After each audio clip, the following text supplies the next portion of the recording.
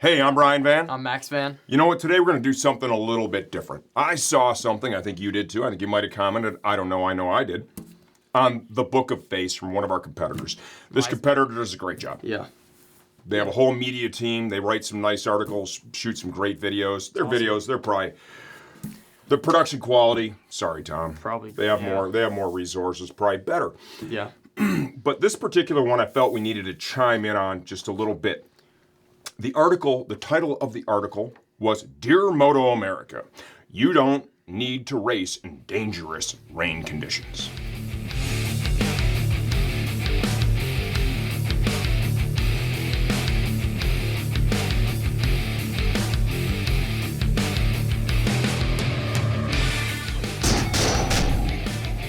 Interesting title. I actually read the article. I'm pretty sure Meathead here went and looked at the pictures. Yeah, I didn't. Yeah. I'm more of a. Why read the words? Yeah, more of a comic book kind of style kid. There you go. So I read it. Very well written. That person very clearly can write a much better article than I am capable of, or you, because we only went to high school. Yeah. What's a comma? I don't know. I don't know. Yeah. Where do you use it? Someplace. Very well written, but I would say this. Yeah. It was very clear to me as I read through it that the person who wrote it didn't have any personal experience in situations like that.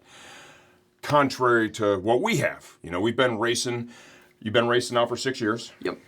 That was 1 year of amateur, right? Weira stuff. You did 3 novice rounds, 3 expert rounds with Weira. And then I did 3 years of Junior Cup, and now we're in our second year of Super Sport. So. With MotoAmerica. Yep. And along the way, we've learned a whole lot. One of the races they were talking about there with the conditions that were so gnarly, 3 Superbike guys fell down and still finished on the podium. That was at Barber. We were racing Junior Cup that year. Yeah, we were. And I raced. You raced in that? I raced in those same exact conditions, yes. And how were they? It kind of sucked, but would I do it again? I would love to do it again. Yeah. And we're going to get to that. Yeah. So the first thing I'm going to say is I fully trust MotoAmerica and the decisions they make. I think there's a great team of people there. I know a lot of them. Yeah.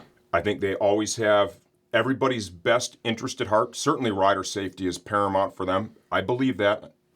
Yeah. You're a rider. I agree with that. Okay. The only way we shouldn't race in the rain is if there's lightning nearby within the 5-mile radius, whatever the hell it is. Yeah, and I think that might be different area by area, like and it's a half an hour something clock that gets reset every time there's a lightning strike in that area. I agree with that wholeheartedly, and I think there's a lot of thought that goes into whether or not we're going to race, whether or not it's going to be deemed a wet or a dry race by people that really absolutely care. And it's important to understand that when you're racing at this level, the professional level, it is a show that actually does have to go on. Yeah, not wrong. If it's a club race, CCS or Weira, you're there. It's a hobby. If you're paying to be there and you're like, I don't want to water my shit and get all wet, or I don't want to risk of watering my shit and get all wet, pack up and go home. It's no big deal. But I feel like at the professional level, to be a professional, you have to ride in the conditions that are required to be there on the race weekend. You get where I'm coming from? Yeah, I'll tell you right now, I don't think the packing your shit up and going home is an option. No. Personally, it's not for us. No. Because you've made an agreement to go out there and do it. Other people are going to be out there doing it. Everyone's going to be operating the motorcycle under the same conditions. And there's one very important thing to remember. Ultimately, you as the rider are in complete control of how hard you are going to go. Exactly. How you're going to, go at those conditions that are presented to you. Mm-hmm. All you have to do, that throttle works both ways. Just finish. On and off. That's it. Yeah, if you're like, this is real bad, dude, I just want to finish. You can go however slow you want to go.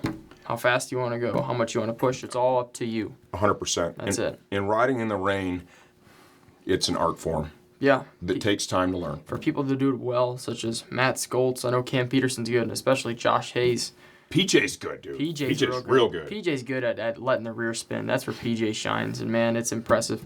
But it takes a lot of skill and time. I think rain experience is huge. Like, the more rain experience you have, I think the faster you're going to be. As long as you're semi-comfortable in that condition, you kind of know how it's going to react, especially if you've ridden at that track in those similar conditions before. You know what I mean? It is important that you're a smooth rider. If you're very aggressive with all your inputs, you try that shit when it's wet, you're not going to get away with it. No. Yeah. I've ridden in the wet, raced in the wet too. I've done okay in it. You've done better. I'll give you that. You should. It's hard. It's unnerving. Yeah. When you first start doing it, it's kind of uncomfortable. But the bottom line is, this is an outdoor sport. Yeah. And there's going to be sometimes, it could be temperature. Oh, it's too cold to race. Oh, the tires don't have enough grip. We can't go. We can't do a lap record today. Yeah. We're not racing. I mean, if you stop racing in the rain, what are you going to stop? Just stop racing? Oh, it's a little overcast today. There's some shadows out there. Yeah. The grip in corners, 5 through 8, they're just not what they should be. Yeah. We're going to cancel. Yeah. You know what? Let's cancel the event because it's raining, and let's just have an autograph session, and we can broadcast that on the app. And I'm sure all the people that spent hundreds of dollars for these tickets are going to be happy to just get autographs. Are going to be stoked. No, that's not how it works. It's professional. Contracts are signed. You have to get out there and you have to compete. Exactly. And also another thing is, coming from a rider, before a rain race, no matter the conditions, no matter how confident you feel in the rain, there's that little thing in the back of your head that's telling you it's going to be 10 times easier to crash in the wet than it is in the dry. A small input, if we're being honest, can cause something. But usually, like a high side, that could be stupid. You could have gotten on the gas too early and going over a puddle, something along the lines of that. That's kind of hard to do personally, but it's not. Tucking the front's pretty easy. It can be easily done. But usually when you crash in the rain, though, I'm going to say this from experience, and I have high side in the rain. I've messed some bikes up in the rain, but usually the crash in the wet is going to be 10 times easier on the bike and equipment than it is going to be in the dry. So usually in a rain crash, if you tuck the front or high side, 9 times out of 10, you're probably just going to get back up, knock on this wooden desk. Yeah, you could still get hurt in the rain. Yeah. It's possible. I would agree. I do believe it is probably less likely. You could probably look at some stats that would probably prove that. When we first started doing this, you were coached by Josh Hayes for like 2.3 seasons. Yep.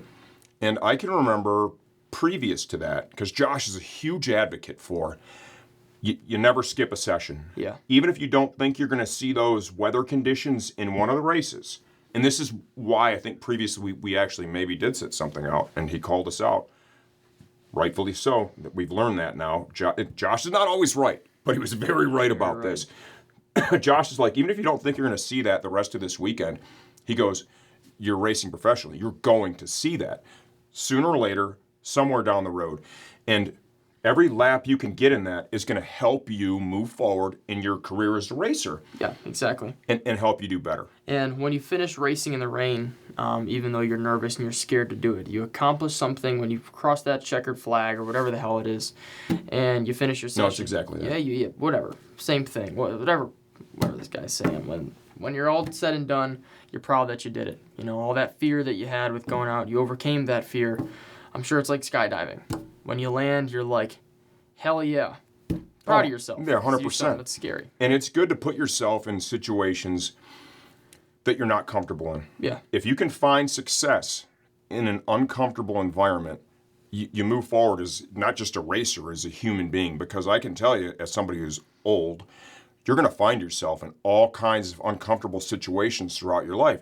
And instead of being a little fucking quitter and packing your shit up and driving home, right? If you just you just get yourself out there, right? You make good decisions. You move in a positive direction. You're going to be better for it when you're done. Completely. Regardless of what your finish is. Right? You've gotten some of your best finishes in super sport now. One in a wet race. And one in a dry race with wet tires. With wet tires that were just roached at the end. And I promise you, that one, the wet tires on the dry, you've never ridden in that. No, ever. No. I really had no clue what I was doing. So. Well, you're very smooth. You're an excellent rider. And that showed in your P7 finish in Super Sport, which is very solid, right? Yeah. But you learn something, and now, per the Josh Hayes school of thought. Now you know when there's... That's in the hard drive now. Yeah, with the same conditions, in the next race, you'll kind of know what to do and how to start it off and how to finish it. That's it. I remember last year at Mid-Ohio, we had these real mixed conditions, and I put you out on a wet front. And a slick rear. And a slick rear. And that's the first time I've never done that. Yeah. It's probably not the greatest thing. No. I looking back, I still think it was kind of appropriate-ish. It was appropriate, and I'll say that. And I finished terrible. I finished 16th. I got all the way back to almost 30th position. I think it was 26, and I was getting passed by, unfortunately, back markers. And I'm sitting there. I'm like, what the hell am I doing? You were in that moment, the back marker, if I'm being honest with you. I was in moment, the back marker, and I started to make my way up towards the end of the race. And, yeah, I did times that I think would have put me close to that top 10 or in the top 10. And, but, yeah, I now have experience on running a slick rear and a rain front. And that's in the hard drive. And like, I remember when you came in too, you were so mad at yourself. You're like, why did I not go harder at the beginning? You know what? And we're all going to have spots like that in our lives where we're going to beat ourselves up. We're like, man, that was a missed opportunity. Yeah. You know, it's not wasted if you don't forget that. Because you know what? You're going to be there again.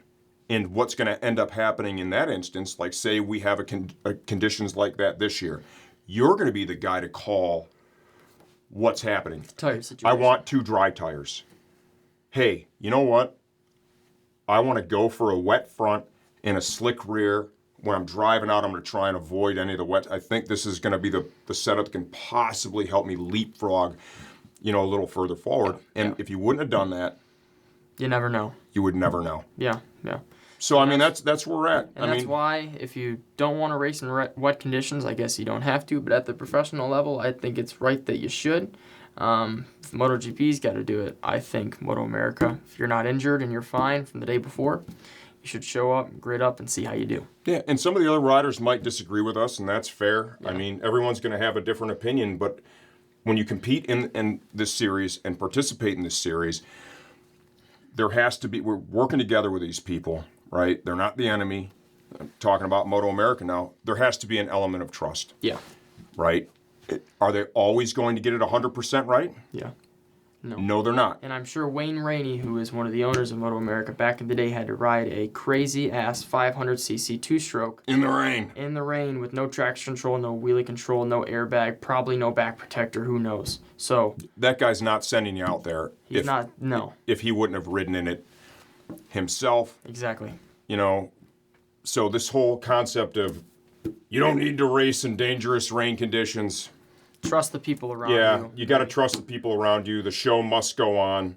Give it a shot. That's where we're at. This is some new-esque kind of content for us. We don't normally do this. What separates us from the people that wrote that article is, well, we've been doing this together, right? For 6 years now. Yeah. Yeah. And we've learned a whole hell of a lot along the way. Some of the stuff that we think now about wet weather riding is probably not how we would have approached it 5 years ago. Yeah. Our goal with any of the content we put out there, okay, I'm not just trying to sell you shit, right? Here's my thought process. If we help make your riding experience better, right? We help you fix your bike. We help you choose the right gear, right? Do things that make it better for you. Help you not waste money on stupid shit. That you might take a look at our shop and go, hey, these guys seem pretty good. They help me out. I'm going to go there and buy my stuff. That's our entire marketing approach, actually. Yeah, of course. And he's right. And this is here for the people who are just getting into track days or just getting into wheel racing or who knows, maybe even getting into the MotoAmerica events on what do you think I should do in these fucked up or uncomfortable situations. So if you want to see more content like this, just leave that in the comments section of this video. You could also reach out directly to us via email, on the phone. If you have a topic that you'd like to hear the two of us bullshitting about, we will do it. We'd love to hear it, and we'll get it done. That was long. It was better, but it was. You know what people can do? They can always watch as much as they want. Yeah, not long.